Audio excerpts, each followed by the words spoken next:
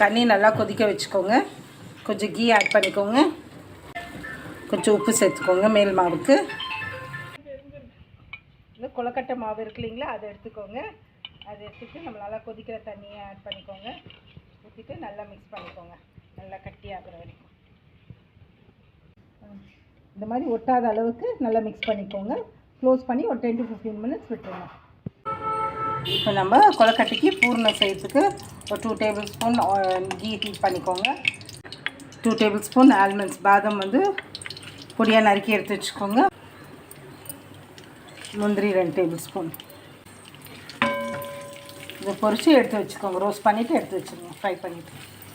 Roast ஆகிட்ட பிறகு வெள்ளரி விதை, கியூக்கம்பர் சீட்ஸ் இருக்குது, அது சும்மா இப்படி போட்டு ஒரு வதக்கி எடுத்து ஒரு கப்பில் போட்டு வச்சுருங்க. Welcome to food extend. இப்போ நம்ம கொழுக்கட்டை பண்ணுறதுக்கு 2 cups 2 கப் வெல்லம் எடுத்துக்கோங்க. 2 to 3 tablespoon வாட்டர், அவ்வளோதான், ரொம்பலாம் ஊற்ற வேண்டாம். அதே கையில் கொஞ்சம் கீ மெல்ட் பண்ணிக்கோங்க. கிரேட்டட் கோகோனட், தேங்காய் துருவல், அதே ஈக்குவல் மெஷர்மெண்ட் தான். கொஞ்சம் அழுத்தி நல்லா இது மேலே அழுத்தி மெஷர் பண்ணிக்கணும். 1 கப் வெல்லமாக இருந்தால் 1 கப் தேங்காய், 2 கப் வெல்லமாக இருந்தால் 2 கப் தேங்காய் போட்டுட்டு அதில் இந்த வெல்லம் நம்ம கரைச்சி வச்சுருக்கோம் இல்லைங்களா, அதை ஊற்றிடுங்க. ஊற்றிட்டு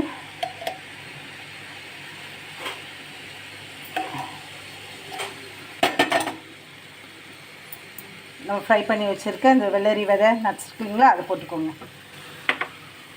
போட்டுட்டு நல்லா சுருள கிளறி இறக்கிடுங்க. இந்த மாதிரி ஒட்டாமல் வர அளவுக்கு கிளறிட்டு ஆற விட்டுருங்க.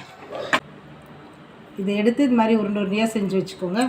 இந்த மாதிரி உருண்டையாக செஞ்சு எடுத்து வச்சுக்கோங்க.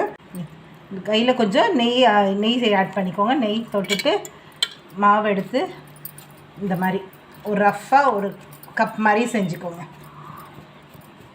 செஞ்சுட்டு இது உள்ளே வச்சுட்டு இப்படி க்ளோஸ் பண்ணிவிட்டு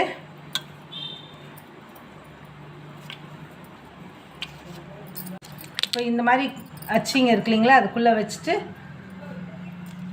ஜஸ்ட் இப்படி ஒரு ப்ரெஸ் கொடுத்துருங்க. கீழே டச் பண்ணிவிட்டு ஒரு ப்ரெஸ் கொடுத்துட்டு இந்த சைடில் இருக்க எக்ஸ்ட்ராஸ் எல்லாம் எடுத்துடுங்க.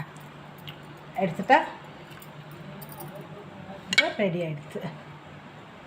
கொழுக்கட்டையே இந்த மாதிரி ரெடி பண்ணி எடுத்து வச்சுருங்க. எடுத்து வச்சுட்டு இப்போ நம்ம ஆவி பிடிச்சிடலாம். வாங்க, ஒரு வாழையில் வச்சுட்டு நம்ம பிடிச்சி வச்சுருக்க இந்த கொழுக்கட்டைங்கள்லாம் வச்சுருங்க. ஒரு 10 minutes நல்லா ஆவியில் வெந்தோடனே கொழுக்கட்டை சாப்பிடலாம். இப்போ 10 minutes ஆகிடுத்து, நம்ம கொழுக்கட்டை ரெடி ஆகிடுது.